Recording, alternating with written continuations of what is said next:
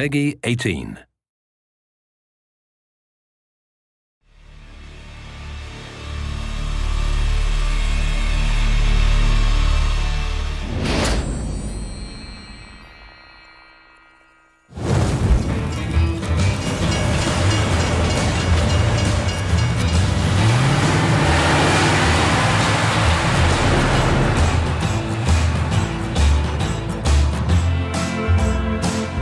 The ambition with the cutscenes is to make every single scene interesting enough in itself as something that the player would want to see. You can watch them, you get like an introduction to the level, you understand the characters a little bit more, and then you go on with the game.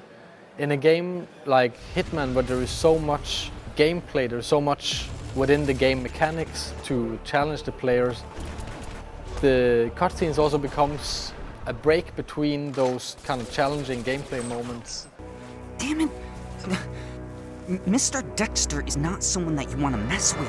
I think cutscenes are getting better and better. They're actually much, much better at using the language of cinematography and of like movie storytelling and making compelling stories and characters. And this is just a natural evolution in games to lean on what we've learned from cinema. We're actually treating it like a classical movie. We're trying always to have like these, really slow dolly moves and shooting from outside the doorway into the room and trying to have this like subtle treatment of it, and it actually works really well. We have like an awesome team of animators and environment artists and lighting and comping and the composers and sound designers. I mean, a lot of people are working really hard on making them. All right, what is it worth to you?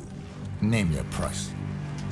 If they convey a sense of motivation to play the game, and we've taken a lot of care to add that to Hitman Absolution. It's all well and good to be given a task to go and you have to take out a certain target, but if you can apply an emotional reason or a really solid motivation to do that, it just makes it more enjoyable and a lot more fun to play. Now listen to the city. If anyone mentions the girl, you know what to do. I'll call you.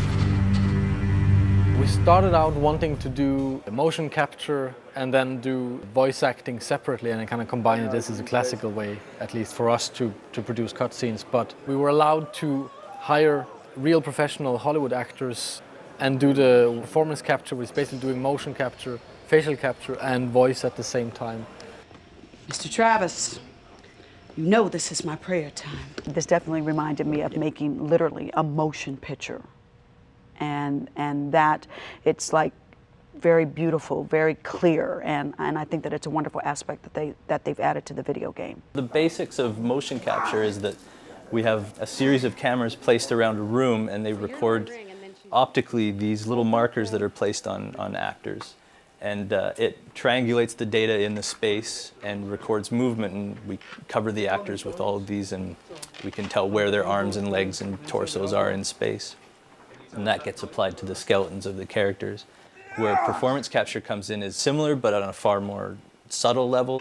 We had a helmet-mounted camera and used that as reference for keyframing. If you have to marker up the face, there's a lot of micro movements that get captured, and that goes through a similar process, but it usually requires far more cameras to pick up the smaller dots and the smaller ranges of movement. Also with ours, it required a soundproof studio, which Giant had where we shot, so we could have the actors' voices synced up with their movement and just get a more believable performance out of them. That was really important to us. Well, I always describe motion capture to people as the most natural performance an actor will ever have in the most unnatural environment. Because you're never having to cheat to camera, you're never having to cheat to a light, you're never having to worry about a camera over the shoulder, they don't have to worry about hair, makeup, lighting, wardrobe, nothing. All they're having to worry about is true performance. We found him. Okay, people, listen up. I'm giving a green light on this operation. I want 47's head on a platter in front of me ASAP! The only way I can describe it is, yeah, you got the 360 because the cameras are everywhere, but you also have this monkey suit on and this silly hat with a camera sitting in front of your face. And so the focus level that it takes is unique within itself, playing a lot of technology that you're pretending is not there. So it's a whole other thing that takes some adjusting to get to. For example, just a simple thing like,